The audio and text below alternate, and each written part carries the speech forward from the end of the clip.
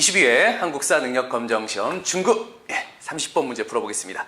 다음 책이 국내에 소개되어 나타난 영향으로 옳은 것은 그렇다면 오늘날 조선이 세워야 할 책략으로 러시아를 막는 것보다 더 급한 일이 없다. 러시아를 막는 책략은 무엇인가? 중국과 친하고 일본과 맺고 미국과 이어짐으로써 자강을 도모할 따름이다. 네, 여기 지문에 나와 있는 책은요.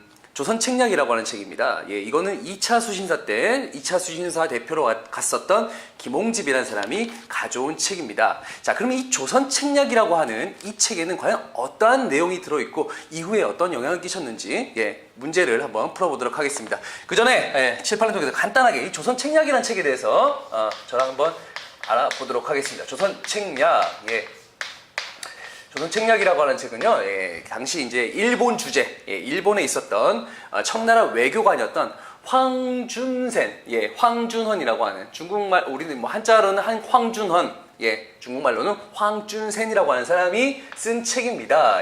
요거 아까 누가 갖고 왔다 그랬죠? 2차 수신사, 2차 수신사로 일본에 파견되었던 김홍집이 가져왔습니다. 쓴 게 아니고요, 가져온 겁니다. 네, 이 책의 내용을 일단 여러분 유심히 살펴보셔야 됩니다. 이 책의 내용은 과연 어떤 내용들이 있는가? 여기 내용은요, 핵심적인 내용은 러시아를 방어하기 위해서는 어떻게 해야 되냐? 지문에 나와 있습니다. 친중하고 중국과 친해야 되고, 사실 좋든 싫든 간에 당시로서는 친했었죠. 친중하고 결일하며 일본과 결탁을 맺는다. 일본과 결탁 맺는다. 이것도 역시 싫든 좋든 간에 일본과 조일수호조교 바로 광화도 조약을 통해서 일본과 결탁을 했습니다. 그쵸? 친중 결일하는데 마지막에 하나가 더 있어요. 뭐가 있냐? 연미해라. 연미에 대한 내용. 요게 이제 핵심 키포인트죠. 연미해라. 미국과 연결해라. 요게 있는데, 요게 이제 고종 황제가 딱 보더니, 그래, 한번 추진해봐! 라고 합니다. 추진해봐. 왜 그러면은, 이 청나라가 왜 이렇게 연미해라, 요런 내용들을 여기에 담고 있냐. 자, 청나라 입장에서는 가장 두려워하는 나라가 어떤 나라였냐, 당시에. 당시에 이제 가장 좀 위협적이다라고 느낀 나라가 누구였냐면요, 러시아였습니다. 자, 러시아라는 나라는요, 물론 청나라에게도 위협적이었지만 조선에게도 위협적인 나라였어요. 왜? 국경을 맞닿아 있었거든요. 가장 서양 제국주의 국가 중에서 가장 위협적이었다. 그래서 요거를 어떻게 하냐면요, 어떻게 하냐, 청해 알선으로요. 아까 말씀드렸지만 친중과 결의는 이미 맺고 있는 상태에서 연미를 추진하는 거예요. 연미를. 미국과 연결해서 러시아를 어느 정도 한번 견제하겠다는 뜻을 담고 있다고 했죠. 청해 알선.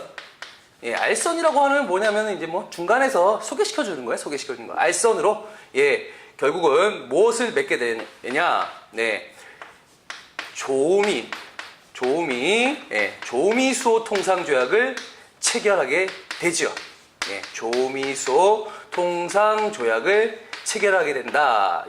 요게 서양과 맺은 최초의 근대적 조약입니다. 근대적 조약이다. 여러분들 요걸 반드시 아셔야 됩니다. 청나라가 왜 그러면은 이 미국과 조선을 연결시켜 주려고 했냐? 간단하게 말씀드리면요. 러시아는 아까 말씀드렸죠. 조선과 국경을 맞닿아 있고 청나라하고도 가깝지 않습니까? 상당히 위협적이다. 가까이 있으니까 위협적이다. 하지만 미국도 위협적이긴 하지만 너무 멀리 있잖아요. 멀리 있기 때문에 청나라로서는 좀 안심할 수 있는 그런 대상이라고 여러분들 생각해 두시면 되겠습니다. 청나라는요, 이 조미소 통상조약을 통해서 무엇을 얻고자 했을까요? 조선에 대한 종주권을 인정받고자 한 거야. 조선은 내 바운더리 안에 있어. 내 구역에 있는 국가인데, 자꾸 러시아가 자꾸만 이렇게, 자꾸 찔러보네?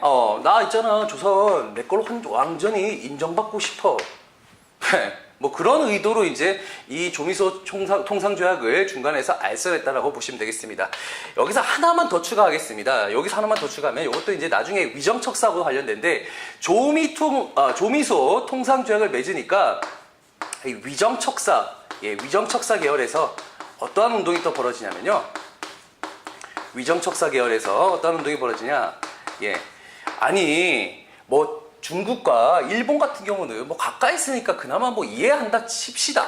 그런데 알지도 못하는 이 미국이란 나라와 뭔가 조약을 맺는다는 건 이건 있을 수가 없는 일입니다. 라고 하면서 예, 양반 유생들이 아주 들끓습니다. 그러면서 무엇을? 특히 영남 지역에 있는 양반 유생들. 그래서 영남, 만인소와 같은, 만인소를 비롯해서 만인소와 같은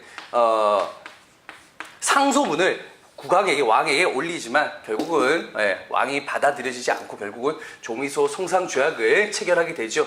이후에 이제 이 체결한 후에 뭐 나중에 이제 보빙사와 같은 또 사절단을 또 미국에 또 파견하는 모습까지 이런 식으로 여러분들을 정리를 해두시면 되겠습니다. 자, 그러면 한번 문제를 한번 풀어보도록 하겠습니다. 문제를 풀어보면요, 자, 1번. 홍경래의 난이 일어났다라는 거는 이제 조선 후기 이제 세도 정치 시기 때, 세도 정치 시기 때에 있었던 일이고요. 그렇기 때문에 아닙니다. 2번. 통신사가 일본에 파견되었다. 통신사가 파견되었던 건요, 이제 조선시대 일본에 보냈던 문화사절단입니다. 외교사절단. 요거기 때문에 이거와는 관련이 없습니다. 3번. 최재우가 동학을 창시하였다. 최재우가 동학을 창시한 거는 물론 뭐, 이거와는 또 역시 관련이 없죠. 뭐 서학이라든가 아니면은 이제 우리의 어떤 그 기본적인 우리의 그 전통 사상들을 이렇게 잘 이제 조합시켜서 만든 종교가 동학이기 때문에 역시 관련이 없습니다. 4번.